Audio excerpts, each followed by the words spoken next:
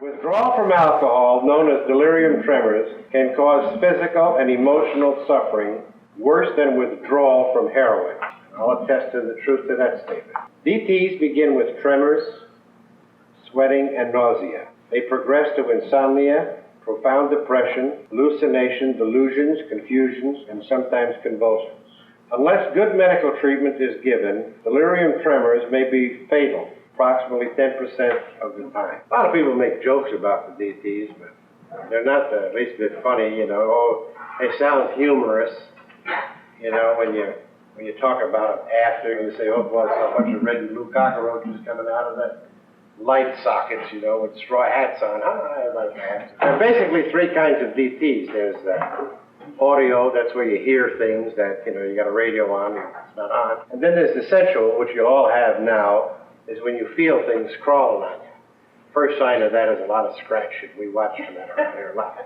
Somebody scratching, you know, because you feel bugs around you and things like that. Then, of course, is the most popular, you know, the visual, where you see things that really aren't there. But I'll tell you something about DTs. They're not funny.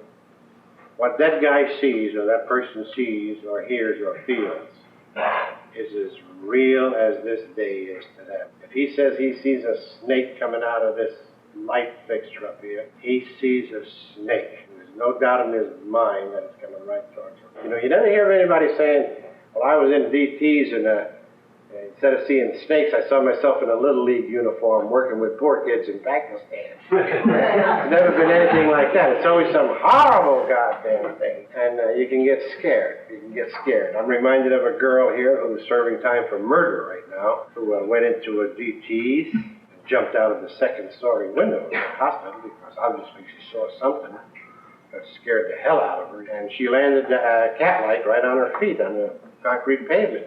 Such a force, though, that the impact of her legs hitting the concrete pavement pushed her hip bones up into the rib cage. And you should see how she walks the rest of her life. Many people, just like on LSD, you know, dove out of windows, jumped off of bridges because of the horrible things that you see. Easiest way in the world, if you ever happen to be around somebody who's having a problem, because we have it here, we ask you to sit with them. There's no big pill that you can give them or anything like that. You can give them a drink, but that's only going to chase the scene away for a little bit. Easiest and the best thing to do with somebody who's in DTs, who's seeing things or hearing things, is to change their flow of thought. Fortunately, the human mind, you know, has only been allowed to occupy one thought at a time.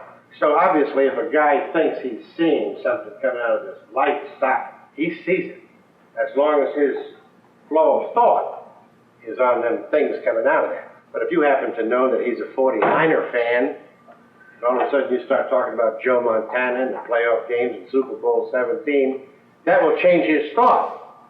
And he'll snap right out of it. He'll appear to be as normal as apple pie and mom and Chevrolets, because you've changed that thought. But just as soon as you start or stop talking about it, his chain of thought will go back to the little things coming out of there again. DTs can last, we've had them last here 9 days. It's a hell of an experience for a lot of people. He was a big man in radio communications. And we had him in the convalescent hospital down there, and he was strapped down, and he thought he was putting up a wiring system for communications on the moon. He was telling everybody to put this thing here and take that here, and we got the wires wrong up here, and fixed the transformer. All these people were doing all these things to keep him calm. He finally pulled out of it, but later on he decided to drink again and he died. This will scare you because it happens to all of you. You know, when you withdraw, many of us feel like we have cramps in our fingers and in our legs and in our toes, and occasionally you think you're getting cramps in your throat.